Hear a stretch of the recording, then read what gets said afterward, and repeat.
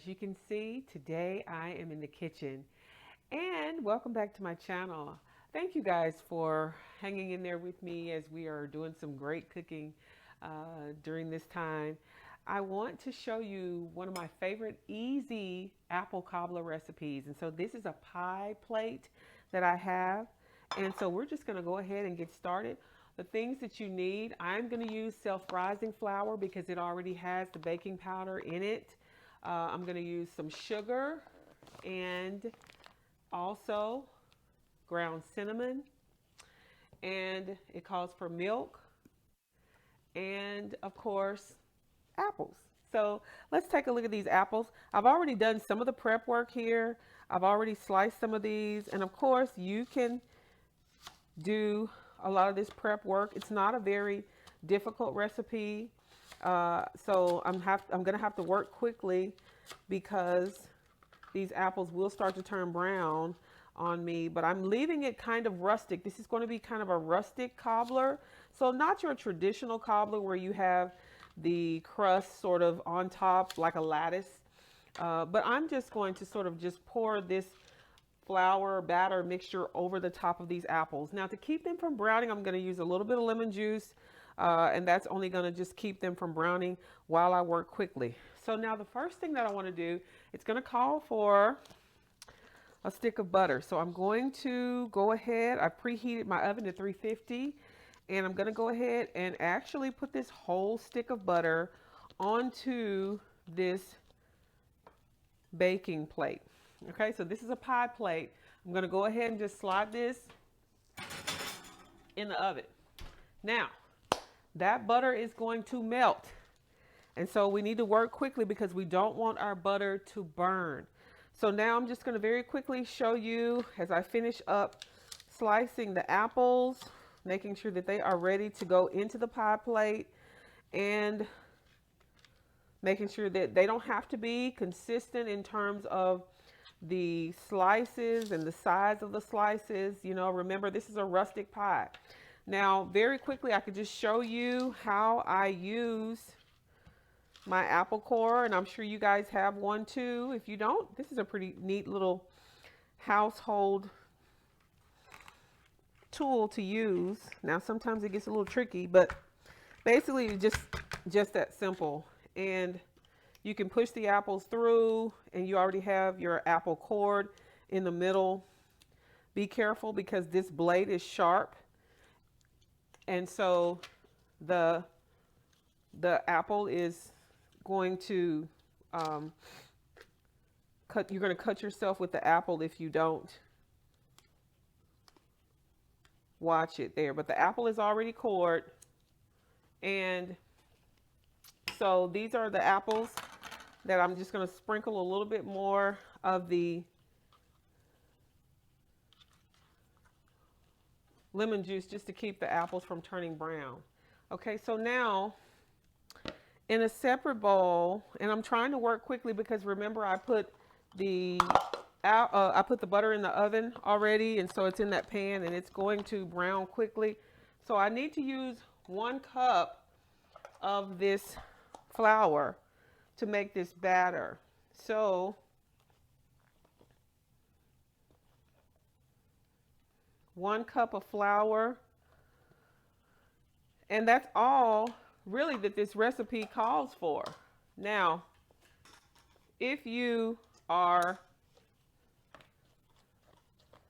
using the all-purpose flour, then you have to add the baking powder to it. But this recipe, I'm going to use the self-rising flour, and it already has that pretty much for me here. So now that I have the 1 cup of flour, then I'm going to actually mix in the sugar, and I'm going to stir in the milk. So the 1 cup of sugar, and this is going to make this batter sweet. So I'm adding the sugar there into the flour.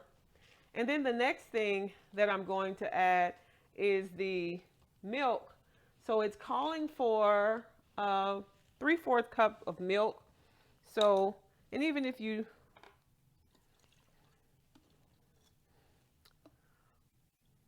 This is 2% milk that I'm using, but you can use whole milk And even if you just have regular whole milk, you can use that as well.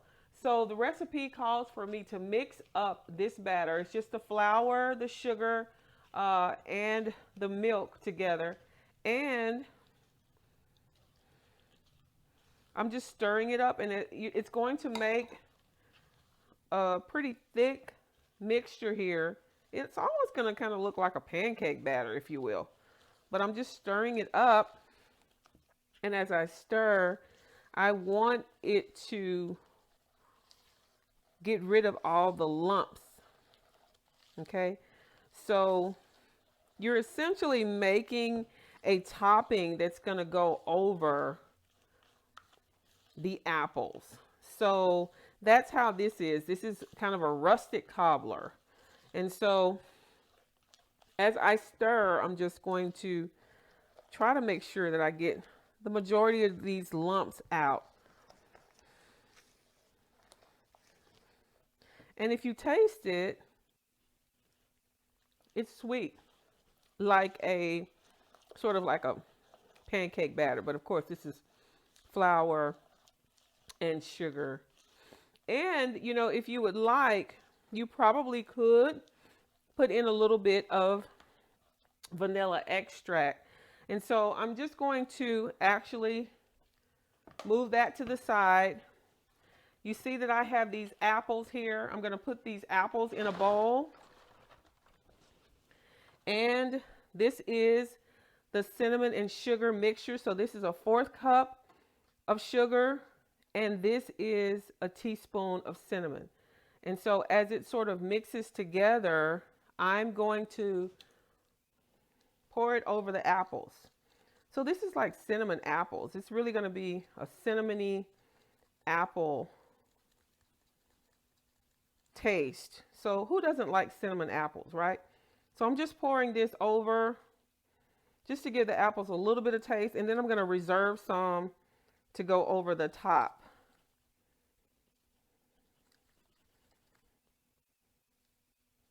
Okay, so now that is the cinnamon apples. I'm just stirring them up a little bit, just moving them around in there and letting that get all mixed in together. Now I'm not going to cook the apples because remember I told you this is a rustic sort of cobbler. Okay, so let's check in on our butter.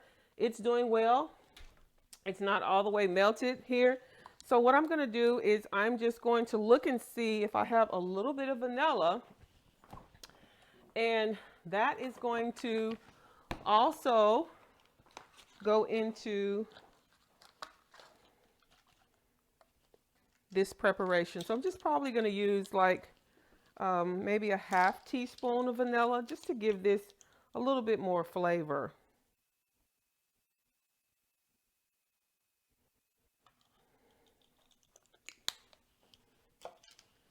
And so, you know, a little vanilla goes a long way, as you can see. So I'm stirring this up. Oh, that vanilla really smells really good. And so I only used probably about 5 apples. But if I wanted to, I could probably go ahead and just use this last apple. And I could use the apple core again, just to show you how it works very quickly.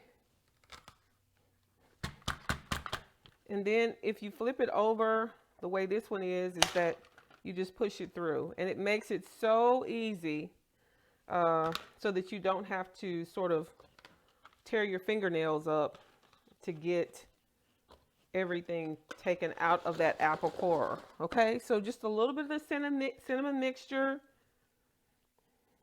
making sure it's covering all of it.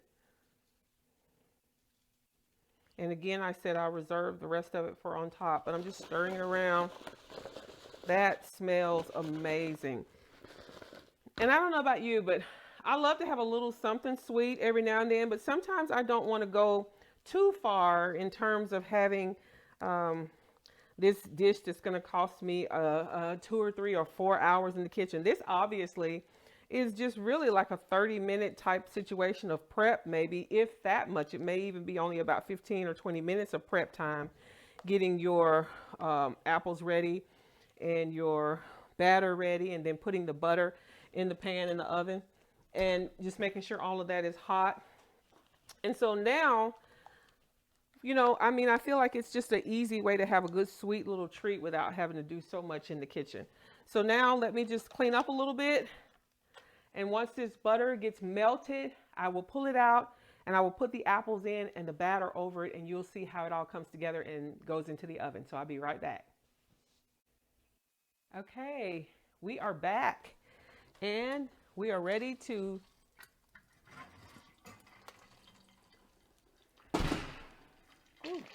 see how that butter is sizzling. It's just really almost like browned butter in a way. But now, because I'm going to pour this into this batter into this butter mixture, say that 3 times, batter into the butter mixture, okay? So now you see the apples and we see this batter mixture, and just making sure I got that smooth. Okay, these apples are going to go in just like so into this butter. And you just arrange them how you see fit.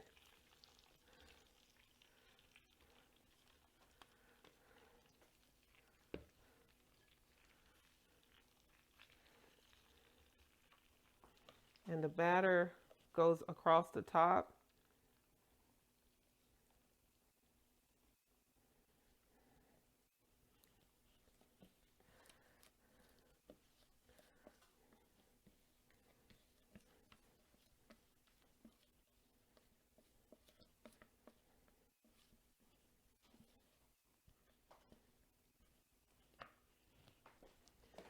All right, this needs to go definitely straight into the oven. All right, so let's see what we come up with. It's going into the oven, 350 oven. It's going to be in there for about 45 minutes to an hour. So we'll be back and we'll see how it's going to look. Okay, we are back and let's pull out this gorgeous pie. You can see how brown it is on top because we poured that flour mixture that made a beautiful crust on top. And so I have it in a pie plate, but you know what? There's a lot of controversy over whether or not something is a pie or a cobbler. Well, to me, there's a couple of things that I think about when I think about a cobbler. Well, first of all, if it's a cobbler, that means that the crust is somewhat on top. If it's a pie, that means that the fruit and the filling is on top. So that's what makes it a cobbler for me. And the other thing that makes it a cobbler for me is if it's a cobbler, I'm using a spoon. If it's a pie, I'm using a fork. So I don't know. You guys let me know what you think in the comments. But this is a beautiful pie. I'm just going to touch it. This cobbler here has this beautiful, you can feel how this crust is on top, and you can see how the apples and the crust have kind of, meshed together. So you have a beautiful apple cobbler. So now, instead of ice cream, what I want to do is make my homemade whipped cream. So remember how back in the day you would buy the Cool Whip, the big tub of the Cool Whip, and you would just, glop it on top of your cobbler? Well, you know what? Let's make it at home. Remember, I'm all about making stuff at home. You can make your own and you can make it better, right? So I have this KitchenAid mixer, and this is one of my favorite pieces in my kitchen. It's an investment, of course, because they are kind of expensive. So just know that you're going to spend a little bit to get a nice KitchenAid mixer, but this is a gift, I think a few Christmases ago. So I'm so grateful to my family because they love, love, love for me to cook, and they love, love, love to buy me nice things for the kitchen. So I have used this attachment. Remember, with the KitchenAid mixer, you have several attachments. This is probably for your dough. These are if you're making different types of crumbles and crusts and things. But I'm using the one that's like a whisk. So as you can see, this is the whisk. So I'm going to add, I guess, probably about a cup of this whipping cream. And you can actually, let me open it first. Uh-oh. You can actually make as much or as little of this whipping cream as you need to make, right? But it calls for a cup. And if you don't use it all, you definitely can put it in the freezer and keep it for later. So I'm going to just start this process of pouring this heavy whipping cream into this bowl. And the beautiful thing about the KitchenAid mixer is that it does it all for you.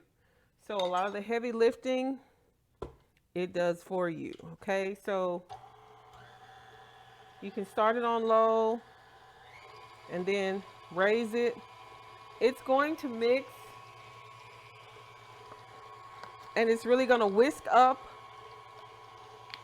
and it is going to make your whipping cream. Now I'm just going to add a little vanilla, because remember we added vanilla to the crust on that cobbler.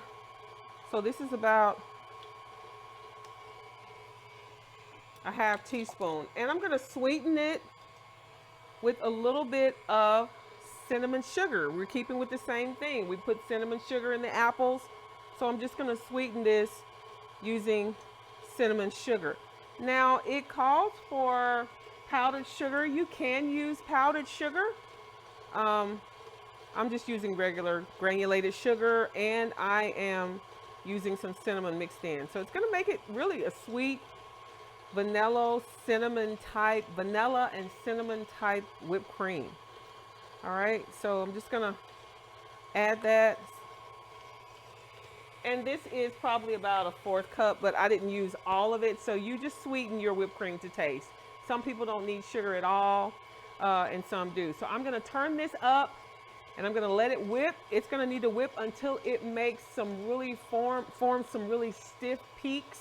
So as you can see, if you look down off in here in the bowl, it has a long way to go, right? So I'm just going to ramp it up, and I'm going to let it keep whipping, and then I'll be back to show you the finished product. Be back in a bit. Okay, we're back, and I'm going to stop this KitchenAid mixer, and you can see, woo, how this has really almost made ice cream. It's lightly sweet. You can taste the cinnamon, the sugar. This is amazing. And all the flavors really do well with each other. They really marry well together. All right, so now I'm just going to move that out of the way, and I'm going to come around here, and I'm going to let you see the finished product. Now you can see that I have made this whipped cream. I just used heavy whipping cream, and I basically used some granulated sugar, a little vanilla extract, and I used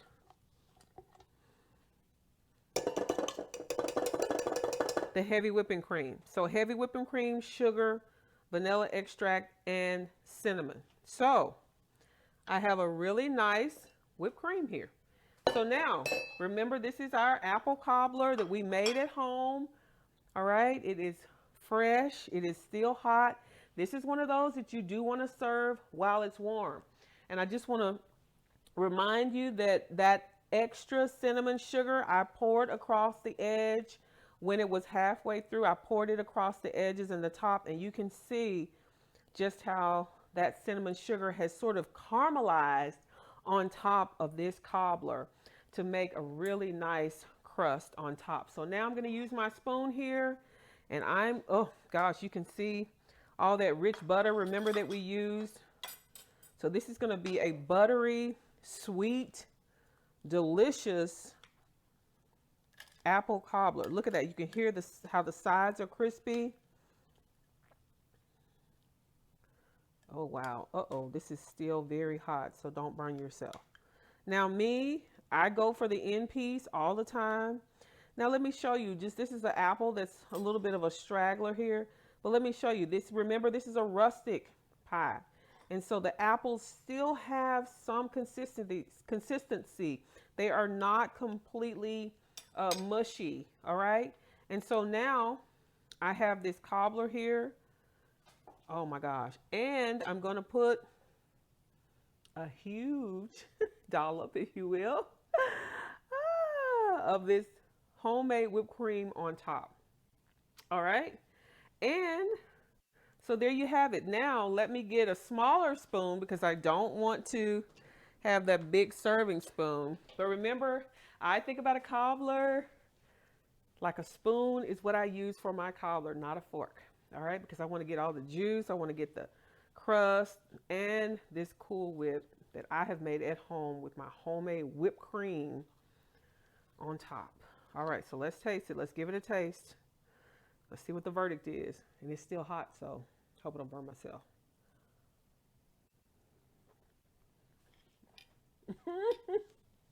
I'm sorry, y'all. This is so good.